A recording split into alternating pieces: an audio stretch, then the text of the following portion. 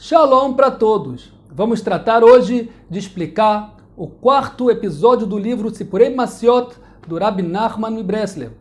Tem pessoas que pensam que os escritos do Rabbi Nachman são só para os Hassidim do Breslev. Porém, ele escreveu para toda a humanidade, inclusive para os nossos dias, onde ele bota ênfase na alegria, a ênfase na emuná, na conversa com Hashem, é muito importante para todos nós.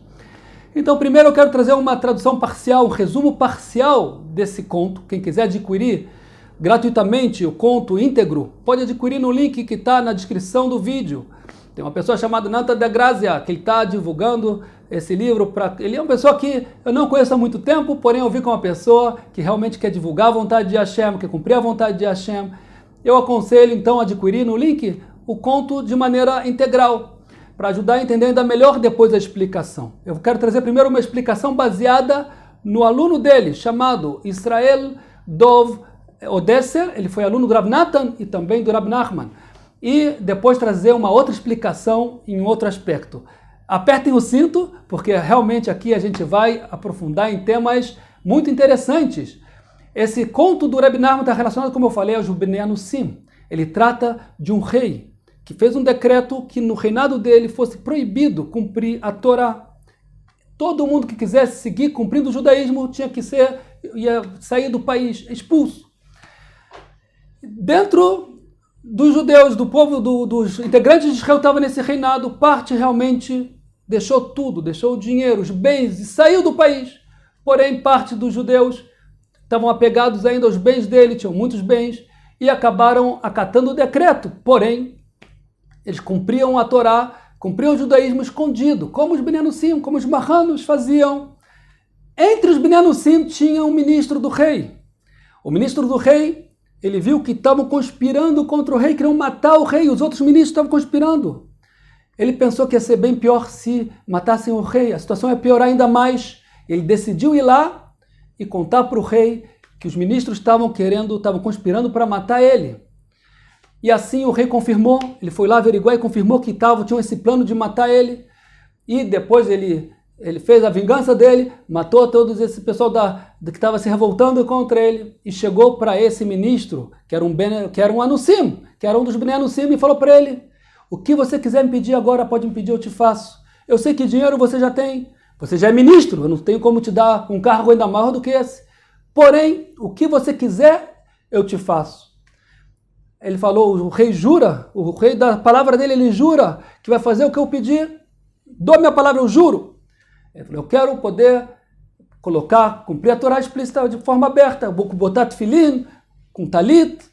O rei ficou uma fera, ficou zangado, mas ele não tinha o que fazer. Ele permitiu para o ministro dele colocar talit, tefilin, mesmo que era proibido para todo mundo cumprir o judaísmo. O ministro dele podia estar com tefilin e talit. Para o rei era muito difícil. O rei morreu, o filho dele agora, o príncipe, virou o rei, e ele viu que o pai dele era muito duro, e por isso tinha conspiração contra ele. Ele resolveu ser um rei pacífico, e foi um rei bom, e assim o tempo passou, ele permitiu o pessoal cumprir a Torá e a mitzvot. Esse rei também envelheceu e morreu. Antes dele morrer, ele falou para o filho dele, que era o neto do primeiro rei: siga os meus caminhos, seja pacífico. E ele também falou para o filho dele que ele se consultou com os astrólogos, e eles falaram para ele: cuidado com o touro e com o carneiro. Só o touro e o carneiro pode acabar com você e com a tua descendência. E o filho dele escutou, o neto do primeiro rei, escutou isso e falou: eu vou tomar cuidado com o touro e com o carneiro. Mas ele acatou as medidas do seu avô, do primeiro rei. E foi um rei duro. Ele não foi como o pai dele, foi como o avô dele. E outra vez ele proibiu o cumprimento da Torá e da mitzvot. Proibiu o ministro usar o talit e o tefilin. O mesmo ministro continuava. Aí um dia ele sonhou com o zodíaco. E lá tinha o touro, que é o signo do touro, e o carneiro, que é o signo um signo do zodíaco, carneiro, Capricórnio, se não me engano, Capricórnio. E eles estavam rindo desse rei. Ele acordou zangado, preocupado, com medo, porque eles estão rindo de mim. Ele se lembrou do astrólogo, o carneiro e o touro, os dois estavam rindo de mim. Um sábio aconselhou ele: vamos lá, tem um lugar especial, eu não quero entrar em detalhes aqui, quem lê esse conto de maneira íntegra, vai ver que é algo mais complexo. E eles foram para um certo local com esse sábio, que lá naquele local ia ter a solução do medo dele. Tem a ver com os 7 ferros do mundo, 7 cantos do mundo, os 7 astros do mundo. Quem adquirir aí o livreto, no link que está na descrição, vai poder ler todo o conto e entender mais também aqui novos remazim, como fala, insinuações que tem nesse conto. Então, eles foram para aquele local e eles sabiam que era um caminho, tinha alguns caminhos para escolher um caminho de fogo, tinha um fogo no caminho. E eles se depararam, o sábio falou, eu vou embora, tem um fogo, eu tenho a tradição que esse fogo é perigoso, eu vou embora daqui. E o rei falou, mas eu estou vendo outros reis passando pelo fogo, e tinham judeus com tefilim e talit, entrando no fogo junto com os reis. Eu vou entrar no fogo. Mas o sábio falou, eu não vou no fogo, se quiser a vossa excelência vai para o fogo, e eu não vou. E assim o rei falou, mas tem outros reis no fogo, eles não estão se queimando. E ele decidiu entrar no fogo junto com a descendência dele, e o fogo consumiu a esse rei e toda a sua descendência. Quando esse sábio voltou para o reinado desse rei que morreu, ele contou o que aconteceu e todo mundo ficou abismado. A gente sabia que só o touro e o carneiro podiam fazer mal para esse rei e para a descendência dele. A gente tinha a tradição dos astrólogos. Até que o ministro dele escutou, eu sei interpretar o que aconteceu. Os astrólogos não souberam interpretar. O touro é o símbolo do tefilim, que é feito com couro do touro. É o tefilim. E o carneiro é a lã do carneiro, que simboliza o talit, o tzitzit. E uma vez que esse rei proibiu, ele se queimou. O rabino Israel Dov Odesser, aluno do Rab Nachman, do Rab Natan, ele explicou o seguinte, algo impressionante. Os Bnei Anusim, ele fala que o Rab Nachman aqui está louvando os Bnei Anusim. Como assim? Ele mostrou que mesmo aqueles Anusim que estavam ainda presos aos bens dele, por isso não saíram do reinado para cumprir a Torá livremente em outro local, eles decidiram ficar lá e aparentemente deixar a Torá. Eles tinham uma angústia muito forte no coração deles, como eu gravei naquele vídeo dos Bnei Anusim, amor e angústia. Eles tinham uma angústia muito forte no coração, que o mais queriam era cumprir a Torá. Como a gente vê isso? A gente vê isso? Que quando o rei falou para ele, você pode escolher a honra que você quiser, você pode escolher o que você quiser, vamos traduzir para os nossos dias. Ele podia ter escolhido fazer uma mansão, um castelo para ele, ter um super carro com motorista, todos os gastos dessa mansão pelo reinado, a vida inteira viver assim com essa honra e com esse conforto financeiro. Não foi o que ele escolheu. Ele falou, eu quero colocar tefilim, eu quero vestir talit. Olha que angústia, quando chega um momento que eles estão guardando no coração, que eles mais querem é servir a Hashem. Impressionante, assim explica, mesmo que eles estão se passando naquela situação, naquela prova, que não temos como julgar alguém que passa por uma prova dessa, tem que passar por um decreto de chamado, como falam, de extermínio, ou deixar tudo para ir embora, sair sem nada. É uma prova muito difícil, a gente não tem como julgar ninguém. Porém, mesmo aqueles que ficaram, eles guardavam no coração a grande vontade de cumprir a vontade de Hashem, ao ponto que a maior honra para eles era o talit e o tefilim. Outro ponto que ele coloca, que ele viu os reis passando pelo fogo, com integrantes de Israel, com talit e tefilim, aludindo àquelas pessoas que são Bnei Noach. Os Bnei Noach que apoiaram o cumprimento da Torá, eles vão poder entrar no fogo junto com o povo de Israel. Eles vão ter continuidade eterna junto com o povo de Israel. Porém, esse rei, que fez um decreto e foi contra o cumprimento da Torá, que os judeus não cumprissem a Torá, ele acha que é como todos os reis, ele tinha poder, ele tinha dinheiro, ele tinha o que ele quisesse, o que ele falava faziam, então eu vou entrar também no fogo com a minha família. E ele foi consumido, aludindo que ele não tem continuidade eterna.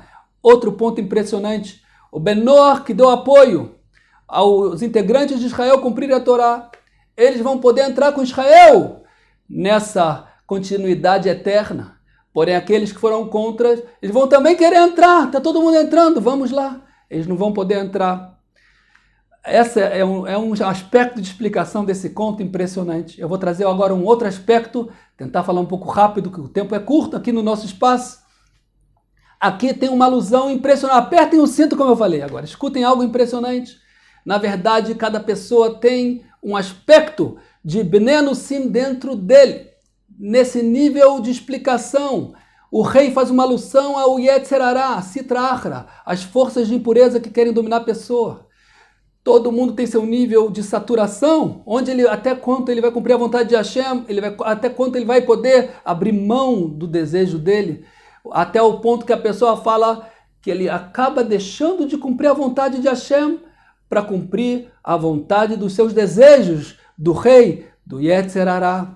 A esse nível de alusão, nesse conto do Reb Nachman, a gente pode entender que a pessoa pode ir se abaixando no nível dos desejos, ao ponto que ele vai chegar num nível tão baixo que vai falar Mimamakim Krati Hashem, das profundezas eu estou chamando Hashem. Ele vai gritar, eu quero talit, eu quero tefilin, a minha alma está gritando dentro de mim, eu estou no fundo do poço, no meio dos desejos, uma vida sem objetivo, sem conexão com Hashem. De repente ela dá um grito, eu quero tefilin, eu quero talit, eu quero Hashem. Aí, quando ele dá esse grito, o rei fica manso. Ele endossou a sentença. O Yetzer Hará passa a servir a ele. O rei fica um rei pacífico. A esse nível de ilusão, eu vou deixar uma pergunta para o público. Quem quiser dar a sua proposta, coloque nos comentários. Nesse nível de alusão, o que representa que os ministros que conspiraram contra o rei? E por que ele foi lá e dedurou os ministros para o rei? O que isso simboliza nesse nível de alusão? Eu estou aberto a escutar ideias e nos comentários eu posso botar a minha explicação lá. Seguindo a história, depois disso, a pessoa está nas profundezas, clama por Deus. Aí o rei deixa o filho dele manso também, pacífico, ou seja, a pessoa já está dominando o Yetzer Hará dela, os desejos. Então ela usa dos desejos para servir a Hashem. Ela começa a entrar em harmonia com os instintos naturais dela. Ela transformou os negativos em ajuda para servir a Hashem. Porém, chega o momento da grande prova. Ou no final, como teve o bezerro de ouro quando ia chegar o mundo na conclusão, ou quando teve a serpente no primeiro homem, quando ia chegar o mundo na conclusão, chega a grande prova da vida, onde o mesmo Yetzer Hará que era manso, ele vai tomar uma postura e vai outra vez proibir a pessoa, vai começar a tentar ela, trazer tentações de tudo que é lado, para ela não alcançar finalmente o objetivo dela. E aí, ela vai ter que tomar a decisão, eu não entro no fogo. O Yetzer Hará vai para o fogo e ele é queimado, consumido finalmente, para sempre. Ela vai se livrar dele, vai fazer o birur, a seleção, vai conseguir se separar do mal, 100%, mas antes disso acontecer, tem uma grande prova, onde ele vai voltar a pegar a postura do avô, do Yetzer Hará mesmo, da Sitra Achra, que vai tentar a pessoa, e aí se ela se para na prova, aí ela queima o lado mal para a eternidade. Ele acha que ela se dá bem, mas ele vai se queimar. A esse nível de alusão, eu vou deixar uma outra pergunta para vocês. O que representa os outros reis entrando no fogo com integrantes de Israel, com talit e tefilin? A esse nível de alusão, o que isso representa? É profundo, o tema é profundo. E aqui a gente não tem tempo no nosso espaço de entrar em todas essas questões, mas eu estou deixando no ar essas perguntas. A primeira pergunta, o que significa esse nível de alusão? Os ministros que conspiraram contra o rei, o primeiro rei, e por que ele foi dedurar, o que isso representa nesse nível de alusão? A segunda pergunta, o que representa quando ele viu os outros reis entrando no fogo, junto com integrantes de Israel, com talit e tefilin? O que isso representa? Pessoal, espero que tenha ficado claro. Como sempre, eu quero dizer, tem pessoas que elas preferem simplesmente ler o sentido simples das histórias e se satisfazer com isso. Porém, temos que saber que os escritos do Rabbi Nachman são muito, muito, muito profundos. Exigem também muita dedicação para entender eles bem. Como eu deixei aqui uma pequena deixa em 2 aspectos de explicação desse conto, e com certeza é só o começo. Tudo de bom e até a próxima.